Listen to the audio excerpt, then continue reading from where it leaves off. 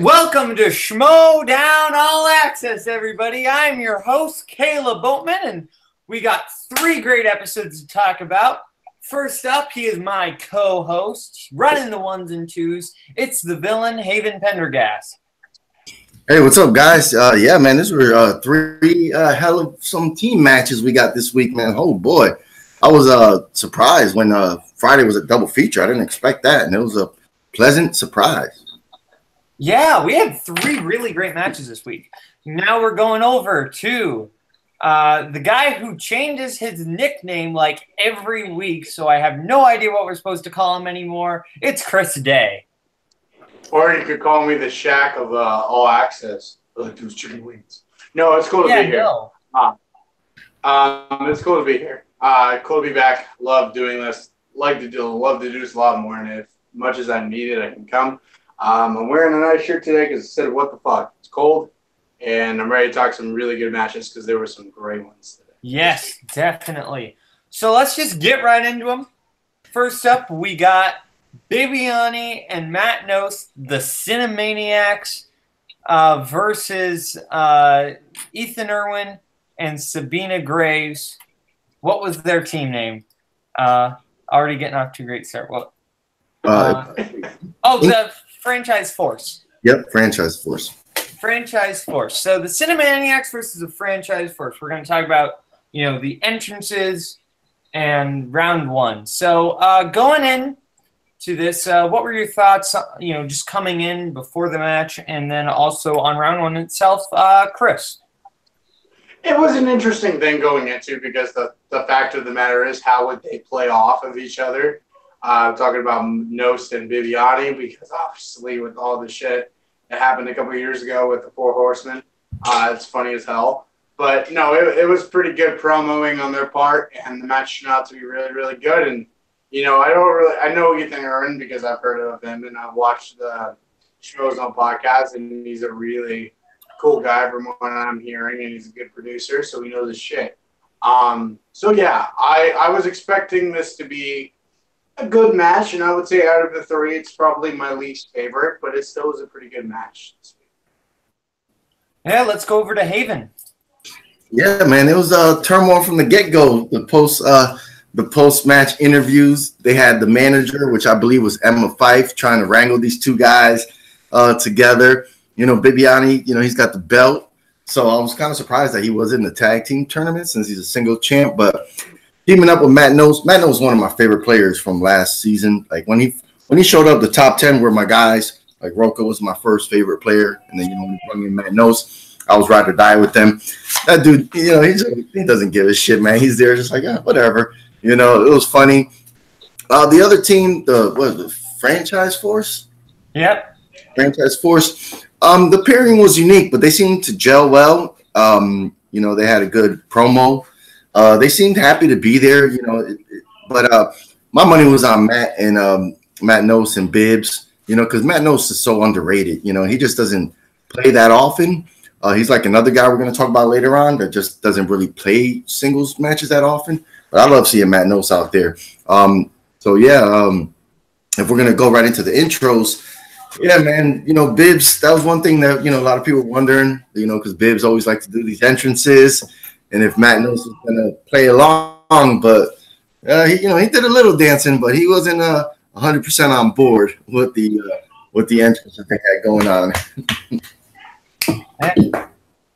Khaleesi, watch out.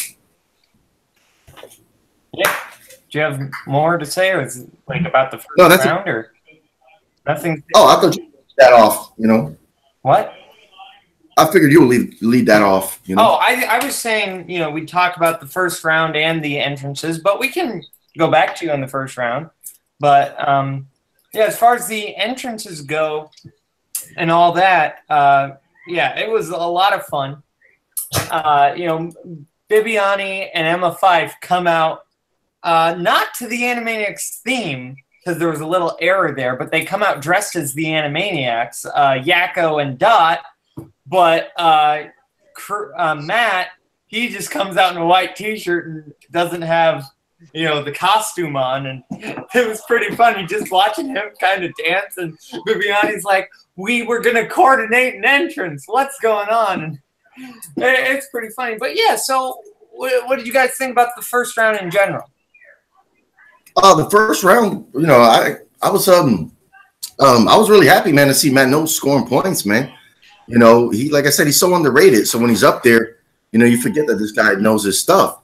And he's so easygoing. He's laid back. He's just like, yeah, what the fuck ever. But, he's scoring points and Bibbs, that dude's a monster. And the other team, the Franchise Force, they missed a couple here and there, but they were gelling. They were a fun team. But, at the end, the Cinemaniacs, they had the lead. So, I figured that was going to be the case. Yeah. I do want to say, yeah, the score at the end of the first round was 14-11. Bibiani getting a perfect round, and Ethan Irwin getting his first 8 questions all right, but missing the bonus point question. Chris, what do you think about the first round? It was a pretty good first round. Ethan Irwin did really, really well that first round, and I kind of expected he did. But overall, the first round was pretty good, I will say that. All right. So yeah, I thought first round really good. Yeah, Bibiani, like his biggest strength is the first round. That's kind of what everybody has said. Like first round is what Bibiani is like best at, and then second round, and we all know he kind of has that third round curse. But and Matt Knowles really like kind of helped. I think Matt Knowles is underrated because he's a really good supporting player. He's really good at kind of covering those knowledge gaps. And I think, Matt Knowles is a really good player, and I think Bibiani played well. Sabina and Irwin did pretty well, but, they didn't do quite as good. So, yeah, then the Cinemaniacs, they spin first, and, they get the category of Spielberg. And Bibiani pretty much answering most of those for both of them, but they end the round not giving up a single chance to steal and getting 25-11 in the first round. So that's pretty, and second round, excuse me. And then Franchise Force spins Fantasy Sci-Fi, and they do pretty good. I'm trying to get the points up here. So while I get the points up for them, let's go to you, Chris. I think they were down by 6. Were they down by 6? I think they were. The final score was 26-17 because Cinemaniacs got a bonus point score. So 26-17 at the end of round 2. So what were your thoughts on round 2, Chris? Well, obviously a lot of people were going to complain because we didn't talk about it, but when they were saying in that match after the Spielberg round that they kind of thought, hey, this was a little harder than obviously the Spielberg questions. And, Christian Harloff said himself, he said, well, that's just the luck of the draw, which it is. I would understand that. No, for me, it wasn't all right round. It wasn't, look, and here's the thing. Obviously, we know Bibbs knows it's Spielberg. And so that was going the way we thought it would. Those were some hard questions, though. I'm not going to lie with Spielberg. Some of those I didn't even know. But I think that, what was that one? Fantasy Sci-Fi, right? Yeah, Fantasy Sci-Fi. Yeah, that one was pretty tough, too. Like, I knew the Inkheart one, but there were some pretty good ones. So, overall, it was an okay round. But that's just my honest opinion on that. Yeah, Haven, what did you think about round 2? Yeah, it went into the Cinemaniacs' favor, man, when they landed on Spielberg. Like you said, William Bibiani, sorry, he took control of that second round. Him and Matt Knowles were still kind of, you can see there's a little friction. So, but I can't wait for the next match to see how it goes, because that was, they didn't really, not that they didn't gel in the second round, but like you said, Bibiani was kind of just answering them. I don't know if they really talked too much. The Spielberg questions some of them were easy, some of them were kind of hard for me because I'm not really big into directors. But fuck, man, when the franchise force, yes, yeah. Franchise force.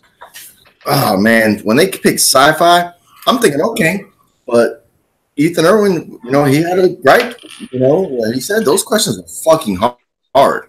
Like those questions were hard. I was left stumped for like 4 of them. Where I'm just like, I was like, holy shit! I was like, I don't know what movie they're talking about. Who was in that film?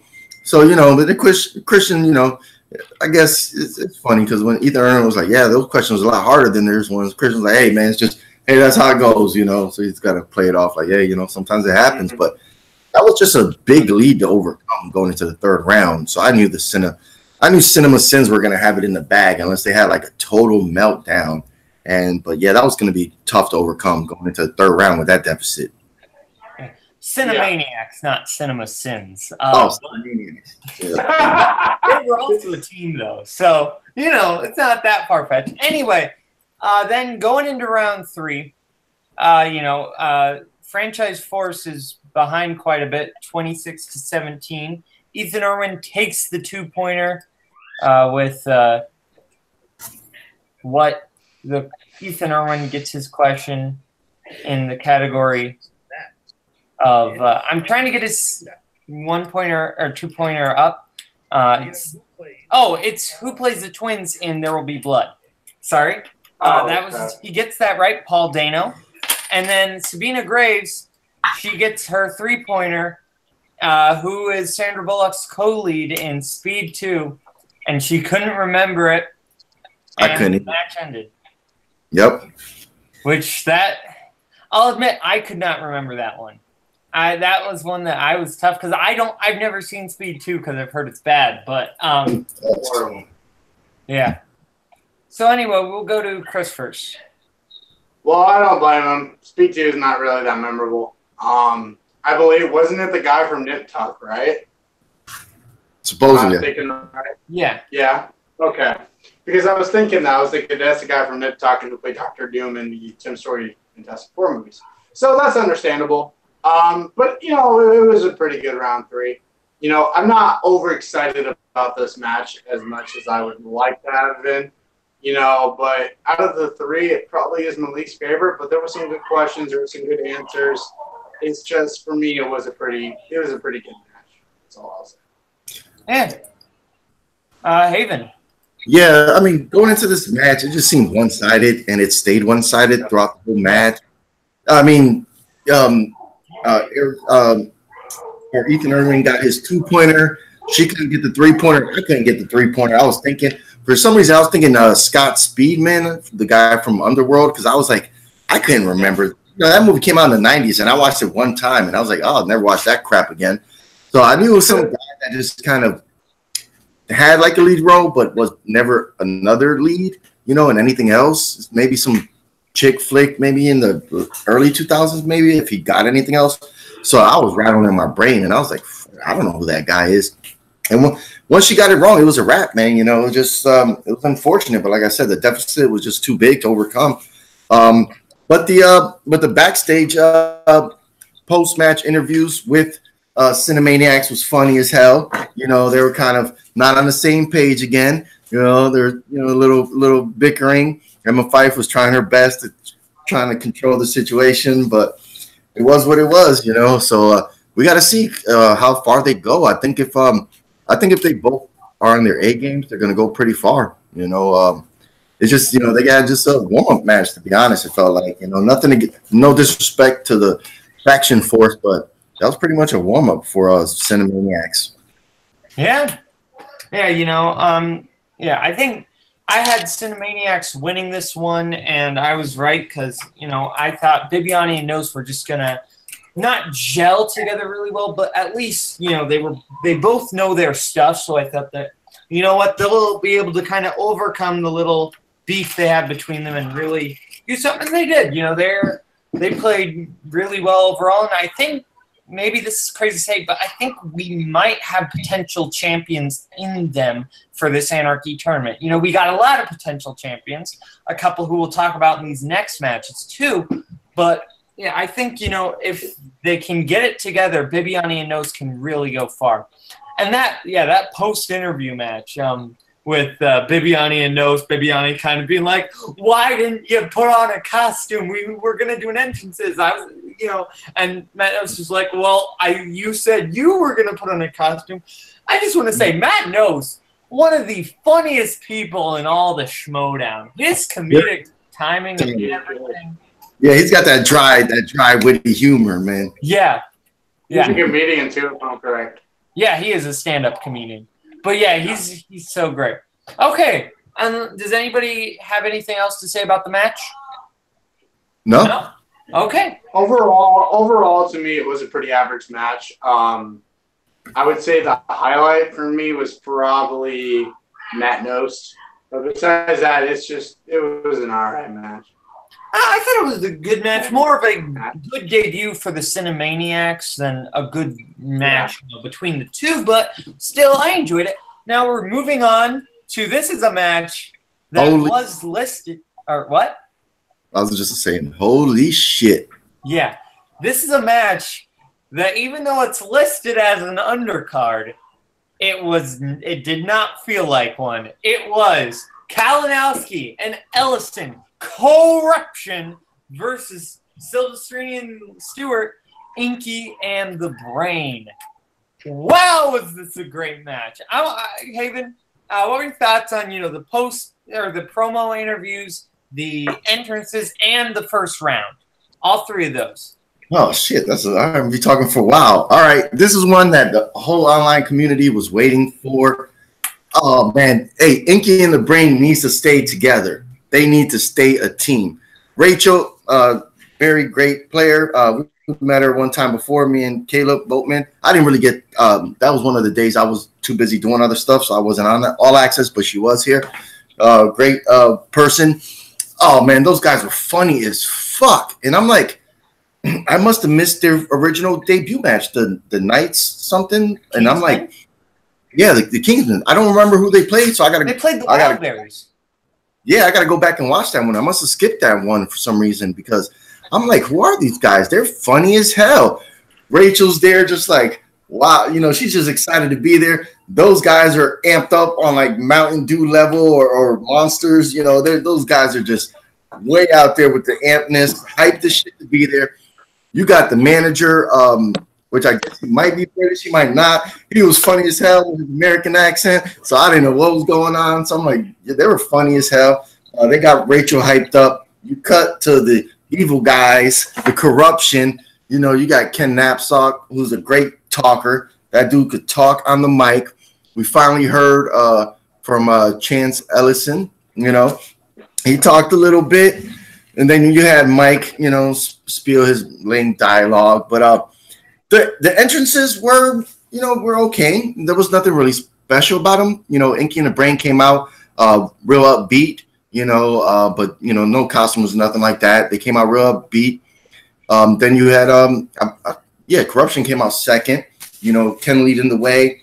And then you had Mike, Chance finally came out. And holy shit, the crowd was rabid as chanting overrated, like holy, like wow, whoa, like damn, that was dirty. I did not expect that from the Schmoedown crowd. I never heard that before. Man, I guess Mike is rubbing people the wrong way, where his partner can't even get a fair shot in the first round. Just straight disrespectful. You know what? This match was closer than a lot of people probably thought, and it's this, I guess I'll wait till the end to say it, but Chance only missed 1 point in the first round. The crowd missed one question. Mike, he's played okay, but Inky and the Brain played really well. It just sucks that Rachel missed that Skynet question. That was pretty much like an alley-oop. Like, there you go, like win the game, and she put how, and I'm like, what? Come on, Rachel. Like, how do you miss that? There's been 5 Terminator movies, like Skynet.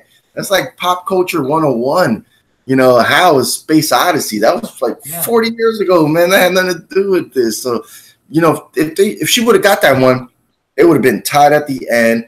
It was a lot closer than I think people thought it was going to be, and that's why I'm going to say this to the end. But yeah, First round went kind of how I expected. I thought Corruption would be in the lead, but it was a good first round. Yeah. Chris, I want to go over to you because I know you got thoughts on the question that Chance missed. But what were your thoughts on everything leading up in the first round in general? I'll start off with Chance. Okay, I've never met Chance, but I've seen him play, and he is, to me, the Kobe Bryant of movie trivia. I 100% would say that because, to me, Chance Ellison is the next big thing. I have said this for a very long time. I'm a fan of Chance Ellison. I never got the opportunity to meet him, but, out of all the friends I've had, and, Haven and Matt, and Chance is one straight out, great dude, and he is one of the best competitors I've ever seen in trivia. It just, I understand coming from somebody like myself, getting a last match, and it's not what you think it is, but at the same time, I love how he handled it. I loved how he was pretty much railing on Roca, because that was probably the best way to do that. And it was a really great match. Now, that Mean Street question, I don't know. No. That being said, I will say it was a really good round. Chance, he only missed one question, right? Yeah, Yep. The Mean Streets question is the only one he missed. Yeah, which pissed me off. But, come on, Chance, you should know that, buddy. I'm going to have a talk with you now. But that being said, he did really well for the first round. And for the first round, that's how well you do, especially in a rookie match. That is great. And, the first match alone was terrific. But, that Mean Street question, I don't really want to talk about it. Yeah. Going in, I've never met Chance Ellison because I kind of showed up into all this kind of after he already, went, or just maybe I joined just before. I don't know, but I've never met him. Didn't really know him. I watched a few of his older matches, and he is really good, like the ones he did with these online trivia leagues, and he is great. I didn't know because, how he was going to fare under the lights and everything, and he handled it like a pro. 7 out of 8 in round 1 is no easy feat. That is nothing to sneeze at. He did really well. But that said, that Mean Streets question, I was surprised he missed that because, I knew that when I was, just shouting Mean Streets, but nobody knew it. So I'm not going to blame, Chance for that, but I was surprised that nobody knew that, Mean Streets was the first movie that Scorsese and De Niro did together. But I knew Chris would have known it, and I knew it too.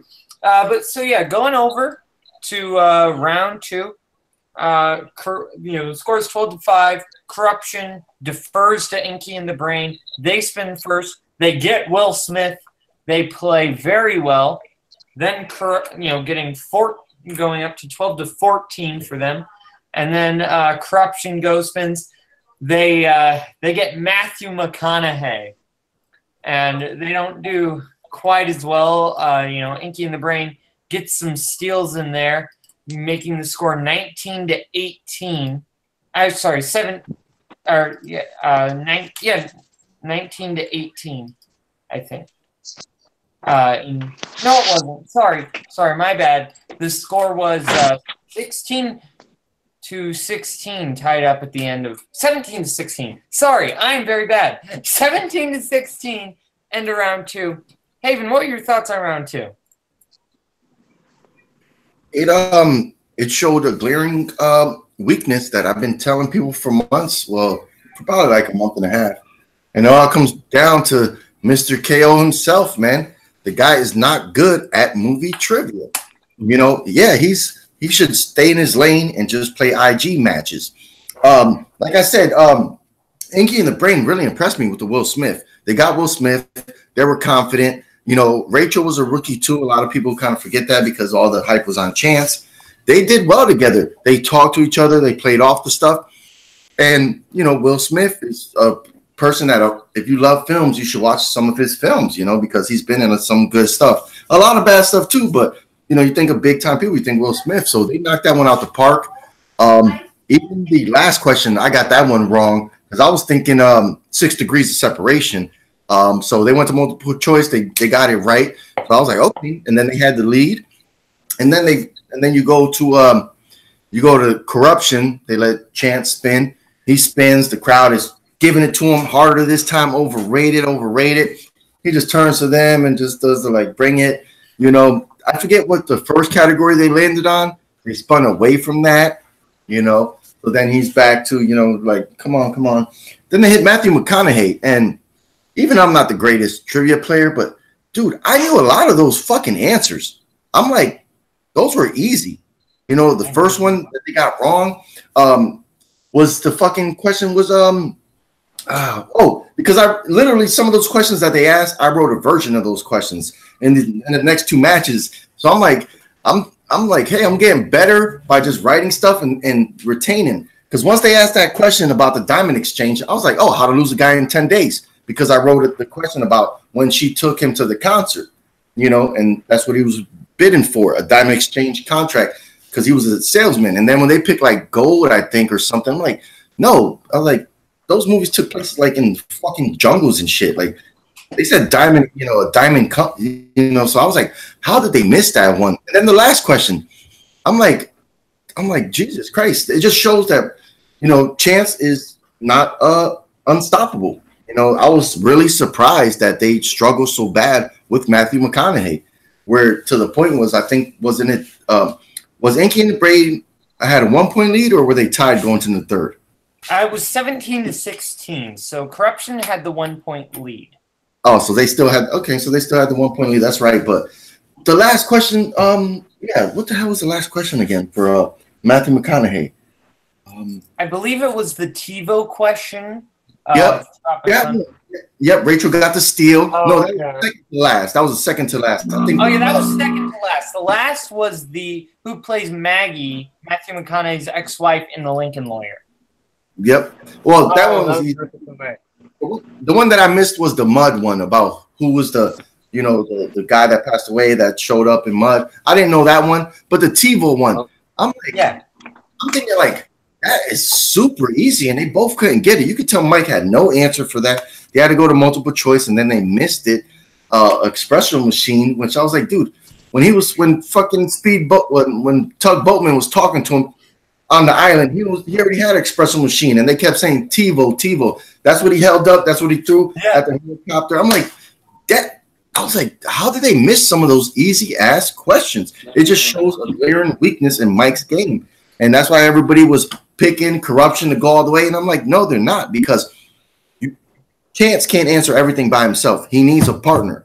And it just shows this match a glaring weakness that their next match, they might get knocked out of the tournament. But yeah, I love that you called Ben Stiller's character Tug Boatman. Something Speedman, but you called him Tug Boatman, which is pretty awesome. I got a new nickname in trivia now, Tug Boatman. Just kidding. But Chris, what were your thoughts on round two? First off, please don't do that. Second off, I'm just joking. Tug Boatman. I know you were. You know I'm kidding. Look, some of those Matthew McConaughey's were really easy. First off, Sam Shepard is one of the best writers, let alone actors ever. So I knew that one. I knew that the TiVo one too. That Matthew McConaughey one was way too easy. I agree with Haven. Some of those, like, I knew, and I mean, he is one of the best actors in our generation right now. So that should be some of the easiest. Like I said, I mean, Chance is basically, like Haven said, carrying this team. Can it last that long? I mean, Chance is a terrific competitor, but he doesn't like. I'm going to use a similarity. It's like it's like him carrying the Lakers, like Kobe carrying the Lakers without Shaq. Shaq's in Miami now. So it's like he doesn't have his Shaq right now. It's just Chance. And how long is that going to hold up? How long is Chance can be dragged down? That Will Smith questions were also pretty fairly easy. I'm not 100% on Will Smith, but overall it was an all right round. Yeah, I have been kind of echoing what Haven has been saying, not to the degree that Haven was saying it, but I was saying maybe we should take a step back on, Chance and Kalinowski, because Kalinowski is not like the best trivia player when it comes to movies. He's done all right, but he has not been amazing in movies. He had that horrible match when he lost to JTE and Rachel Cushing, and he got like 3 points the whole match. You know, he got knocked out, just did not play very well. So I was just like, let's hold back on corruption because like people had, you know, Chance and Kalinowski winning the whole tournament. I'm just like, I think they're going to win this match, but I don't think they're going to beat Merle and Roca. And I still don't think that's going to happen. But still, they played very well. Man, Rachel getting those steals with the McConaughey questions. I'll admit, I thought the McConaughey questions were kind of tough because I haven't watched a lot of McConaughey movies. This made me realize that I need to watch some. I knew the TiVo one, though. So I was like, what? You don't know the TiVo? Like, that's an important part of the movie. I'm guessing neither of them had seen the movie since, you know, when it came out, maybe, or I don't know, but. Which is crazy because it's one of the best comedies in the last, like, 10 years. I was like. Oh, agreed. Yeah. Agreed completely. I'm a dude playing a dude disguised as another dude. I mean, you know, that's a classic line at this point. All right, so let's move on to I do want to say Rachel Silvestrini, so good in round 2. She just played so well, and I'll talk about this when we're. Well, they both played well. They both played well off each other. Yeah, both of them. Both of them. She was playing big time with getting the steals. You know, she. You know, for a debuting player, she just played so well. Like that. She was really good, and I hope we can see her in singles because I think she could do pretty well in the singles division. Oh, yeah. Yeah. But, yeah, so going over to round 3, you know, Devon Stewart, he gets, you know, the Inky and the Brain's behind by, you know, 1 point, so they get the 2-pointer. It's who plays German bounty hunter King Schultz in Jingle and Chain. I think we all know that one is Christoph Waltz. Then it goes back over to corruption. You know, I believe Chance takes their 2-player who plays the young, writer who falls in love with Nicole Kidman in Moulin Rouge. And he's like Ewan McGregor, which is funny because I know that Chance and Russell just did an episode on Moulin Rouge. And then it, you know, goes back to Inky and the Brain for 2000. Name one of the actors who plays a brother to Mark Wahlberg in the Four Brothers. She says Andre 2000 instead of Andre 3000, which is just like, oh, I felt bad for that because she knew it. She just didn't get the number right. And then they had a pretty tough 5-pointer, but one that I knew. In Fargo, what does Collier use as a marker to help him find the rest of the ransom money he buries in the snow? It was an ice scraper. They didn't get it, and corruption won. Let's go over to Chris. I got like half of that. Oh. What's your thoughts on round 3? That's in the 3rd round. Oh, 3rd round? I mean, look, there's some easy ones. Christoph Waltz. I would have said out of the Four Brothers ones, I would have said either Tyrese.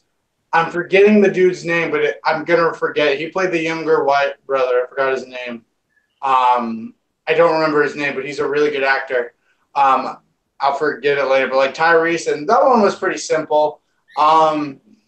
There's some good ones. I felt bad for Stephanie that she didn't get that because of that one kind of sucks. You know, 2,000 instead of 3,000, and so yeah, it was a pretty good round. I think that, you know, they should, like Haven said, I think they should stay together because they are a really good team together. And, you know, everybody always has their mishaps on the team, and some teams aren't worth it. This is a team I think that should stay. Yeah. Haven. Yeah, you know, man, if only – I think if Rachel would have got 2 questions right in this match, if she would have got the Skynet one, and then if she would have got her 3.1, I think we would have had a different game, you know, maybe a different outcome. But we never know. I mean, they did miss their 5, so it depended on the corruption's 3-pointer and 5-pointer if it went that way. You know, it was Biggs ups. He got his 2-pointer right.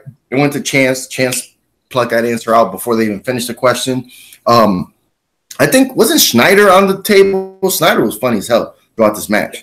Yeah. Schneider is the man. Him and Mark, not Mark Ellis, him and Christian have some good dialogue and banter throughout the match. So I want to give Snyder some big props because that dude was holding it down on the table. I think what confused Rachel was when they said the category was 2000s. And then when she said Andre, you know, she was probably thinking the category 2000. So she just said Andre 2000, Yeah. you know, and that was just a blunder. It happens. She knew that she just too fast. Just, you know, she repeat maybe just to, you know, to think, you know, but sometimes you get caught in the moment. It's happened to me before. It's happened to a bunch of people where you think, you know, you shoot it out and then you're like, oh, fuck, I meant to say this. So it sucked. But man, you know, it just corruption lost to a team. I mean, they didn't lose. They won. They beat a team, but what was it? It was 19-18. So it was 1 point victory to a team that nobody had them losing to. So it doesn't show that well for corruption at all going forward, you know? Well, to be fair, Haven, they still had their 3-pointer and their 5-pointer left. Oh, I know. Gotten those. But yeah, still, but I mean, if they would have got a 3-pointer, then they would have, you know, they would have had 21. They would have went to Mike. If Mike would have missed, then the dynamic could have changed, you know. But yeah, that Fargo one I didn't know because I think they said red ice scraper. So I don't know if ice scraper would have, you know, because I was racking my brain because I haven't seen Fargo in so long. And it's a great movie. It's just one that I know is great. And I watched it when it first came out, but I've never watched it again. It's one of those movies where I just haven't been in the mood to watch it again, you know. So when it came to Fargo, I didn't know. Yeah. You got me any Fargo questions, and that's my weakness. I'm like, fuck, I don't remember. Yeah, you don't seem to be a big Coen Brothers fan. I know you like Raising Arizona, but it seems like you don't watch a lot of those. I am a big Coen Brothers fan, so I knew that third question because I love Fargo. I watch that movie a lot. But yeah, you know, Rachel, Andre 2000, Andre 3000. I feel like anybody could have made that mistake, especially if you don't listen to a lot of Outcasts, you know. Mm-hmm. You probably, you know, which I don't know if she does or not, but I think a lot of people would have made that mistake, and I don't fault her for that. It just feels bad because you are right. This match could have gone a different way had she gotten that one, and I just feel bad for her. But she still played very well, and I hope she comes back in the singles. You know, but I don't want to take too much away from Kalinowski and Ellison because they still played a solid game. They still won. And, you know, I think Chance is a player who we're definitely going to see more of because he is such a great player. So what does everybody think of the post-match interviews? Does anybody have anything to say about them? I'll say they were really, really good. I think they did a good job. I didn't say this before, but in the beginning with Ken Napstok and coming on and asking Chance these questions, I didn't talk about it. Going, do you know movies? And he says like shrugs. It was funny. I was like really happy. That was funny. Chance actually, from the things I've seen, he's a really funny guy. That being said, however, I think the post-match interviews are great. But yeah, it was a really great match. It's nice to see KO win, just because, you know, hey, Chance is a friend of our show here and a friend of the channel. Obviously, we all support him. But like we said, we also have to be critiqued and we have to criticize, you know, a match, even though we have a friend playing. But he did a good job. They all did, and I would love to see Pinky in the Brain. Yeah. Haven, any thoughts on the post-match interviews? Inky in the Brain was hilarious. They were funny as hell. You know, and Rachel's she just seems so genuine. She, you know, they were able to goof with her, you know, like, oh, the Skynet. Yeah. Oh, Andre, why didn't you say Tyrese? She goes, well, Tyrese has been acting a little cray-cray lately, so that was funny. You know, Ken Napsok's a great talker, but, you know, it's like, you know, their interview, I mean, their post-match interview wasn't that great. You know, they just talked. I mean, you know, it was good. You know, Mike just talk shit. You know, Chance played well. You know, they both did. Him and Rachel played well for debuts, and I was happy to see both of them up there. You know, putting the Schmoedown. I noticed that, hey, you know, they might have two future stars given a chance to play again. Well, we know that Chance will get to play again, but I would love for Rachel to come back, and I hope she joins Inky in the Brain. You know, because their manager was funny as hell, man. I want to see them back. They had great chemistry. Yeah, yeah. I think I just want to see Rachel back. However, if she joins, you know, the Kingsman faction, you know, makes a faction with them, or if she just plays in singles by herself, I think no matter what, I think I just want to see her back because I think she was really good. She had a great personality. Really be great to see her back again in whatever form that may take. We're going to go over now to, unless anybody has anything else to add. Okay, we're going over to the match of the week and a potential match of the year. Mm-hmm. Drew McWeeny and Breanne Chandler take the cannoli versus Whitney Seibold and Mark Hook. I don't know how to actually pronounce his last name, but the Self-Righteous Brothers. Great. And wow, was this a great match. They come in, both teams have good entrances, and then the score at the end of the first round, both teams playing very well, 11-15. Self-Righteous Brothers up 15 points, and both teams just playing so well. We're going to go over to Haven first. Yeah, man. You know what? I watched this match earlier today because I had to get this one fresh in my mind because this match, holy shit, was this match great.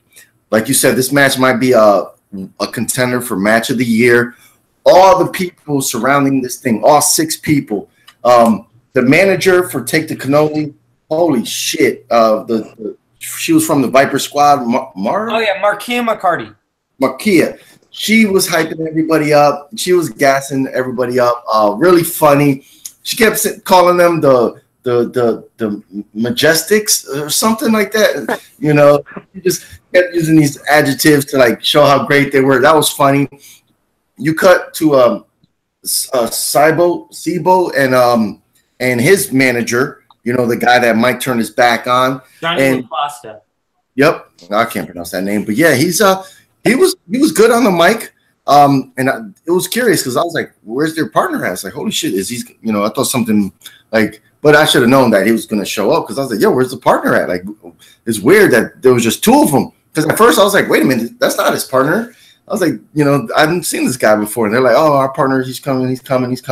So you're like, okay, we haven't heard this guy talk. So I'm thinking, holy shit, this guy might be dangerous, But and then you get to the entrances.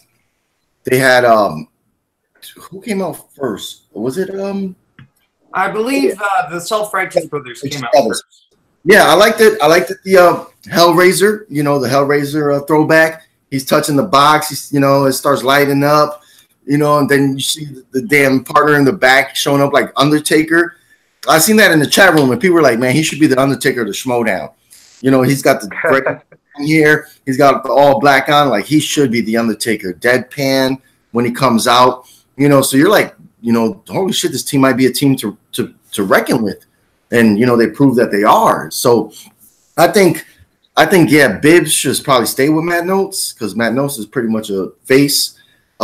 And Seibold just so good as a heel. We just never get to see him enough. He is so underrated because you just don't see him play that often.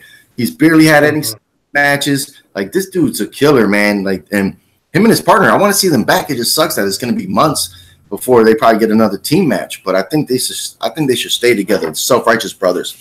And then you had Take the Cannoli, which is one of the stupidest freaking names for a team. And I don't know. It's a reference to The Godfather, Mm-hmm. Oh, okay. I figured it had to be something like that, because, leave the gun, take the cannoli. Yeah, because at first I was thinking, I was like, why is that team name? But I was like, oh, okay, The Godfather, duh. But then, she came out like Zora from Glow. I thought that was amazing. Breanne Chandler is always hands down like rocking the costume. She always comes out with great fanfare. She's always happy to be there, and she knows her shit. And her partner Drew McWeeny just looked at like, at first I didn't realize that he was just playing the guy from the Glow, kind of playing the director. Because I'm thinking like, man, he coming to the ring looking like a goddamn school substitute teacher and shit, man. I was like, Jesus Christ. He's just coming there like after work, like, oh, okay, yeah, I just left the school. Let me just play a little trivia. I was like, it was so funny. It just looked so it looked like water and vinegar, but then I got the reference after a while that who he was supposed to be playing, because it didn't dawn on me because she was in costume and he was just there, and like I was like, geez. But yeah, first round was great, man. People sleep on Brienne, that because she hasn't played in a while singles matches. She had her team match, which that was a kind of a dud for the titles. But this one, man, they were all just knocking it out the park in the first round. Yeah. We had a perfect round for the Godfather. So fuck, man, it was good. Actually, it was a perfect round for Whitney Seibold. Is the one who got a perfect round. Drew McWeeny did not. Oh, you're right. That's right. Seibold did again. Yeah. That's right. Hey, I do want to ask you a quick question about what you just said, Haven. So you think that Whitney should choose this guy as his teammate from now on instead of the Beast? Yeah, because I know those guys have their own podcast together and they're great friends and they do complement each other. But Seibold is just a heel, man. That dude is dastardly. He's devilish. He's not there to shake hands, and he likes to talk shit, man. Like, he's 100% heel. And I think what they created with his partner, Mark, I think they should probably stay together as a heel team because Bibiani's not really a heel. When he was with the Four Horsemen, the original time, they were faces, then they turned heel, and he just never really was a heel. He's just too nice of a guy. He does talk his shit, but he's not a heel. He comes out with the entrances, he's happy-go-lucky. And this team to me clicked, man, and I think that there could be a great heel team in the Schmoedown, Yeah. He could be Kane, he could be Kane, and Mark could be the Undertaker, man. Wrestling references. Cool. Okay, let's go over to Chris Day. God, how can you not know Undertaker and Kane? God, man. First off, you need to watch matches of Undertaker and Kane because those are two of the greatest wrestlers ever. Second off, I'm with Haven on that one. I've never seen Hellraiser, but when that boxing was coming out, I was expecting somebody to run around in one of those Wyatt family, ghost, those Wyatt family goat masks. I was just expecting somebody to run around like that. It was funny. The intros were this is probably the best intro I've seen this year. Brienne's always great with what she does. She inspires me to kind of, do something with costumes whenever we have matches. And so it's cool. I will say this though. I've never seen Glow, but it's on my list. I need to. That being said, yeah, I've been hearing that. I'm a huge wrestling guy. No, it was a great match, and we'll talk about round one, obviously. But it was such a great match, and it was the best match of the year. I do have a problem with one of the rounds, and we will talk about that very, very soon. Okay. Well, yeah, I'll admit I've never watched Glow, so I had at the beginning, I found out later, but when they came into the entrances, I thought that was like a Street Fighter reference. Yeah. Well, maybe later installments because they put so many damn people in those games. Yeah. I had no idea who it was. Just they're probably Street Fighter characters. I didn't see the Jean-Claude Van Damme movie, so I don't know. But yeah, and then the Hellraiser entrance.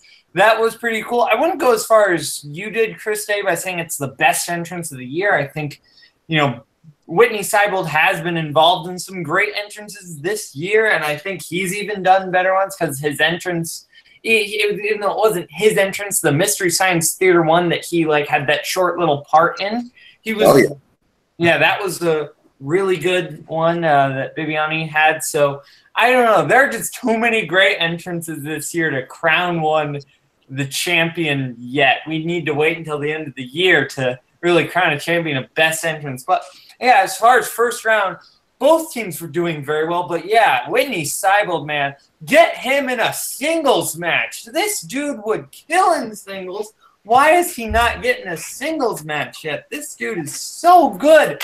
And yeah, his partner played really well with him. I'm not sure I would say that Seibold and Bibiani that should break up, but maybe if they want to do a faction with the three of them, I don't know. But you're all right that Bibiani is definitely more of a face, and it always kind of seemed like he felt a little uncomfortable playing the heel. But I think I do like Critically Acclaimed as a team a lot. So who knows? But yeah, first round, so good. Moving over to the second round, Drew McWeeny and Brianne Chandler get 80s. And they played very well, getting 22-15. And then the Self-Righteous Brothers, they go up and they get Julia Roberts. And, you know, they weren't great in that category. Take the Cannoli got a few steals, making the score 25-21. Still not bad for the Self-Righteous Brothers, but definitely kind of giving Take the Cannoli the clear advantage there. So, yeah, let's go over to Hayden. What were your thoughts on the second round? Go to Chris first. Oh, Chris, what were your thoughts on the second round? It was pretty good. It was a pretty good round. I'll admit to that. I wouldn't know shit about Julia Roberts otherwise she's hot. You know, it's that way. You know, take the cannoli. That's what I was going to say earlier, but I forgot to in my reference. They had a pretty good round. I think they did. They all did. But yeah. Yeah, Haven, you got anything more to say about the second round, Chris, or is that it? No, that's it for me. Okay, Haven, are you back, or should I give my thoughts? I'll give my thoughts. Okay, so yeah, in the second round, you know, yeah, the Self-Righteous. Well, first I'll say Brian Chandler and Drew McWhinney. Wow, they were just on point, back and forth. They knew their stuff. I mean, 80s is definitely a big strength for them, so they played very well. They got Spinner's Choice, I believe, and they chose 80s, and they both played very well in that second round. Yeah, Julie Roberts, obviously not a strength for the Self-Righteous Brothers, but, you know, they still did all right with it, but Take the Cannoli got some steals in there. But the Self-Righteous Brothers, I feel like had they not gotten Julia Roberts, maybe this match would have gone a different way and they might have won. Who knows? Because they were on top of Take the Cannoli. You know, they were leading at the end of the first round, and then in the second round, Take the Cannoli had the advantage. So who knows? Haven, what are your thoughts on the second round? It was a tale of a different match, man, from the first round to the second round, and it just shows, like Christian always says, the second round is make or break because the wheel could be your best friend or your worst enemy, man. There's any given day up there. No, excuse me. Yeah, they got Bibbs went up. Excuse me, not Bibbs. Sorry, Drew went up. He spin the wheel. They got Spinner's Choice. You know, he looked at Brienne. He went right to 80s. You notice he's done this a lot too when he was with Sam Levine. Like he's the one that carries the team, and so I think that because Sam Levine will always just sit back and just be like, okay, because you know Drew once he's on fire, you know Sam, you know, will try to like pretend like he's trying to figure out the answer with Drew, but Drew already knew it. So the same thing happened in this one, and you know Brienne made a joke. She's like, I'm still up here, guys. You know, I am breathing. You know, because he was just rapid fire, you know, and I think their next match he might think about that and maybe go to her and pretend to like ask her, you know, if she knows the answer or not. Then he'll just answer it. But yeah, it was pretty much his category, man, and he rocked the house with the 80s. He's just so impressive, man. He's so knowledgeable, man. It's scary. And then you had Mark go up and spin the wheel. You know, it's funny now that since the peg got broke one time, that Christian's always got to say it during every match, like, hey, spin by the wheel, not the peg, guys, you know? So he's like saying that every match now. It was good. We forgot to say it was good to see one of the tag team champions up there on commentary. Yeah, Rachel Cushing. Really cool. Yeah, Rachel Cushing. That was really cool. Yeah, great insight, you know. They worked well together, her and Christian, so that was cool. I like when they bring a different person, you know, to help co-host. That's always amazing. But yeah, man, they hit Disney first.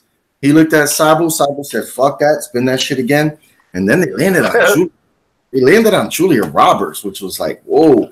And they just struggled, man. They just struggled. And, you know, it's what you expect. You know, Brienne was ready to steal when she got the chance. And she stole, I think she missed the first one, but she got 2 steals in that one. Yeah. She got the one for she got the one steal with the bar's name. She got that one. And got the last steal. So I was just like, you know, so she pulled her weight, you know, she had good steals. She showed that why they're a team. But yeah, it was you know, it was a high scoring game. And then we still had round 3 left. Yeah. Yeah, round 3. You know, the Self-Righteous Brothers, they're behind. They go first. You know, they get the question, who played Brad Pitt's wife in 7? Whitney Seibold gets that one very easily. Gwyneth Paltrow. Then Mark goes up. Who directed The French Connection? Little harder, but he gets it. William Friedkin goes back over to take the cannoli. Brienne goes. What was the next movie that Mel Gibson directed after Braveheart? Brienne gets it with Passion of the Christ. Goes back to the Self-Righteous Brothers. What nickname does Reagan give the presents? And they get that one.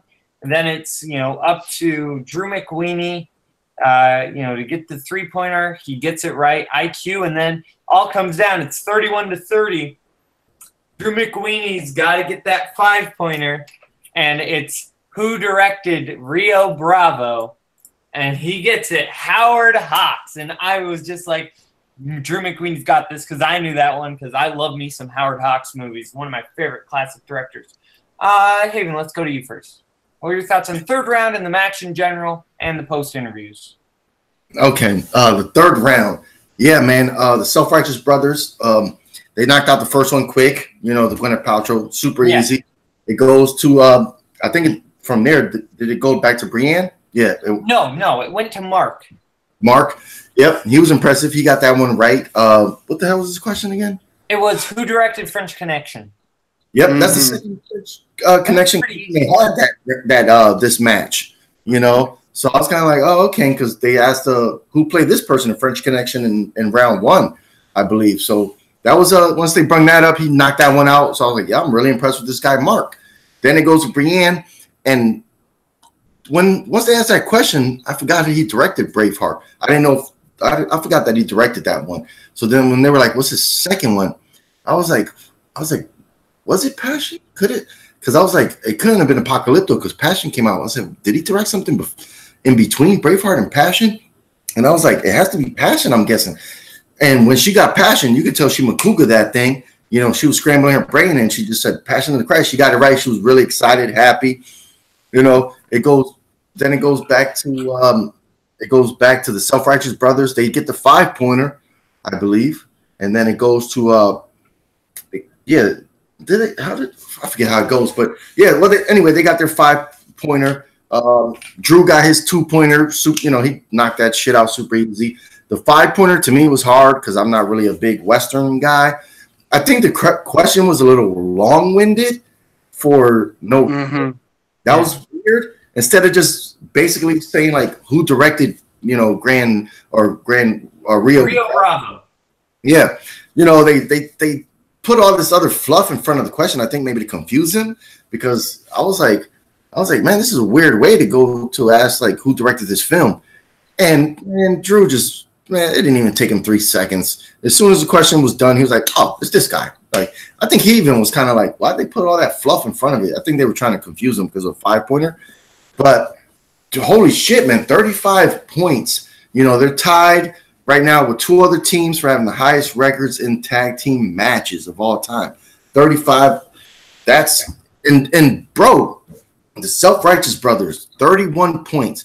Any other team, they would have won. The last 2 matches that we had this week, if they played any of those teams and they had this score, they would have been advancing in this tournament. But they were classy guys, man, and that's what I said. I hope they stay a team, man. But I don't know if Bibbs is going to like that. Maybe they'll just do a faction. Bibbs is the champion, so maybe he'll say, give him his blessing, and maybe they can have the 4 guys because the other guy seemed like a cool manager. So maybe Bibbs like, fuck yeah, let's do this our own faction, because that would be cool.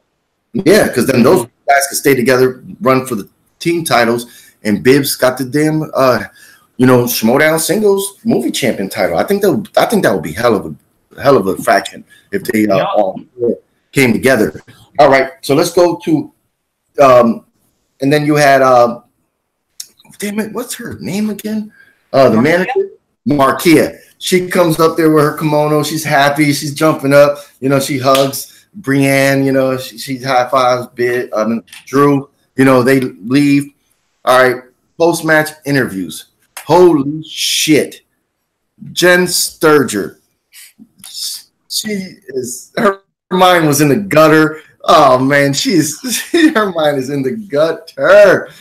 All right, so check. All right, so here's what happened, guys. So we have the self-righteous brothers doing their post game interview, right? You got Sibo talking, saying how hey, it sucked that we lost, but we were up there, we did our thing. Then they give the mic to Mark. This guy says like these guys, got me hard. Make sure I was hard when I came into this match, and their line in the gutter just turns away from the camera, comes back. She's got this big ass cheese smile on her face. This guy is straight face saying these lines. Like I don't even think that he meant it I don't think he did. He was just straight face talking about like, I beat the Geeks. I didn't win my first time, but then I played there for so long, and I made sure I was hard when I came into this match. And Jen Sturger is just cheesing, smiling, laughing, like, oh my God. The first thing she's thinking penis. And it's like, oh my God, Jen, you are just ridiculous right now. And she is cheesing her ass off. Funny, I was dying laughing watching that, because the guy's just oblivious to what he's saying. I think he's just talking, and going with his stuff. And then the manager grabs the mic and he's like, oh, fuck Julia Roberts, who gives a shit about a whore, and he's like, who else is a whore? And Jen Sturger's face, she's cheesing, she's like, holy shit. And he's like, KO. And she's like, oh, okay, segue. It was, those guys were ridiculous, and I would love for them to stay together. That was crazy. And then you had the Cannoli team, man. They were just great. Brand was happy as hell. Drew's happy as hell. He never lost that title. He's hungry to win that thing back, man. And their manager's excited as hell. They even mentioned that like Jays Washington, both teams are out of the tournament. She has a team she's in, and she's like, I think she kind of took a shot at Viper Squad. She was like, yeah, it was kind of messy or whatever she said, but then she was like, I'm glad to be here with these two, and we're gonna reach to the top. And it just, man, I'm gonna ask Grant to do some kind of editing, because that Jen Sturger's interview with those guys was crazy. Oh my goodness, like ridiculous. Man, I'm gonna watch that again because I was laughing my ass off, with her and her dirty ass mind. Yeah, but it was a great match, man. Great match. Yeah. Okay. First off, the Julia Roberts, she's a whore thing is fucking hilarious. That's just funny as hell. That's something I would have said, because I didn't know shit about that freaking area. Let's see. Okay, I said before that I hated a round. I hated some of the round 3 questions. I really, really did, because they were pretty easy, in my eyes at least. And Haven, this was Passion of the Christ was Mel Gibson's 3rd film. I looked it up. It was The Man with Out of Face. Was his first film that came out in 1990, which I just looked up when we were talking. So that would have been his 3rd film, I believe. Some of these questions, though, for me, they were just this was my biggest problem in round 3, that it was too damn easy. I mean, William Friedkin to Mr. Howdy and Passion of the Christ, they were just too easy for me, honestly. And that was my biggest problem with the match. That being said, it was a terrific match. It is the best tag team match this year, I would say. That being said, I do say it bothered me a little bit, just considering the fact that these are some of the easiest round 3 questions you could have got recently. But that being said, that's just me. The interviews, however, like Haven said, are funny. And my God, Jennifer Sturger, I probably would have been the same way, because, I mean, how else are you supposed to react to something like that if you can't really hold it, So yeah, that was with me. Yeah, I disagree with you a little bit there, Chris, when you say that's too easy, because that was William Friedkin question. That's something that's easy for guys like you and me who know our classics, but that's not a strength of everybody at the Schmoedown. Classics kind of tend to be more of a niche area that like not everybody's great at. So, I don't know if everybody would have known that, William Friedkin did French Connection. Haven, And I did did you think it know was that fun. one? What? Did Haven know it? Yeah, No, Haven, did you know? Okay. I didn't know the French Connection one, but I knew the 5-pointer. It was Captain Howdy. It wasn't Mr. Howdy, but even Christian said he didn't know it. But I thought that was kind of an easy one. But like I said, I wrote questions before. I literally wrote a question from The Exorcist with that name in it, And so and that's the thing is, like, I'm learning from writing and doing all these matches here and meeting everybody and just talking where I'm like, I'm getting surprised at myself. I'm like, yo, I'm retaining some stuff that I've been doing where I'm like impressed with myself little by little.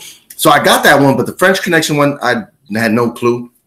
And the 5-pointer director one for Drew McQueenie, I had no idea. I don't watch Westerns or classics like that. So I had no idea. I was thinking it was John Ford, but sorry, Caleb. No, I knew it was Howard Hawks because I love Howard Hawks as a director. Bringing Up Baby, His Girl Friday, lots of great movies. The Thing from Another World. Yeah, lots of great movies in his filmography. I did think it was funny, though, that the Self-Righteous Brothers got 2 William Friedkin questions because they got The French Connection and they got The Exorcist, which was also directed by William Friedkin.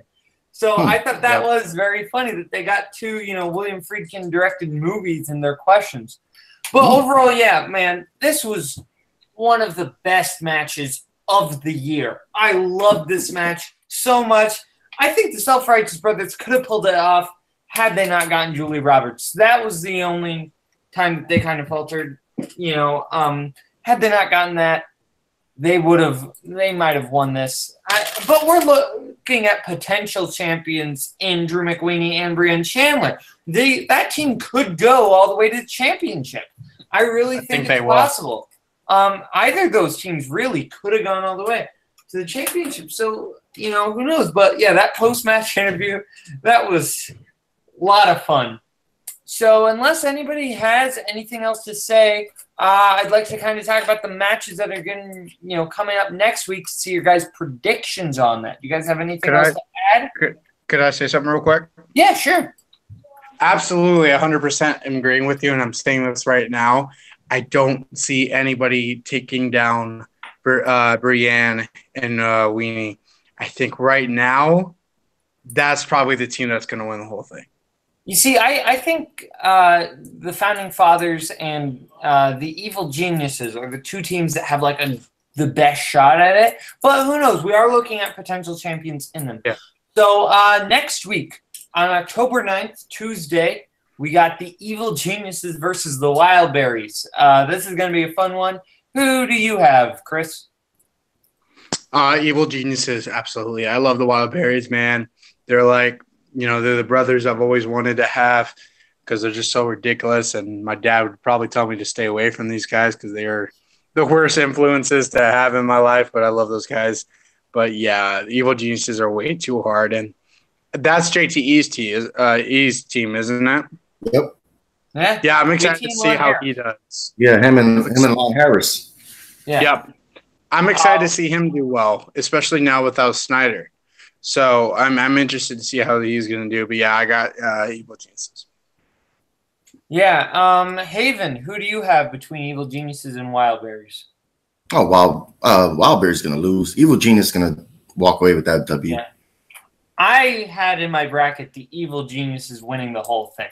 So, yeah, I think Evil Geniuses are going to win. Now, I'm not so sure about that now because of stuff, JTE got in a car accident. So I'm not sure if, Evil Geniuses are going to make it. But who knows?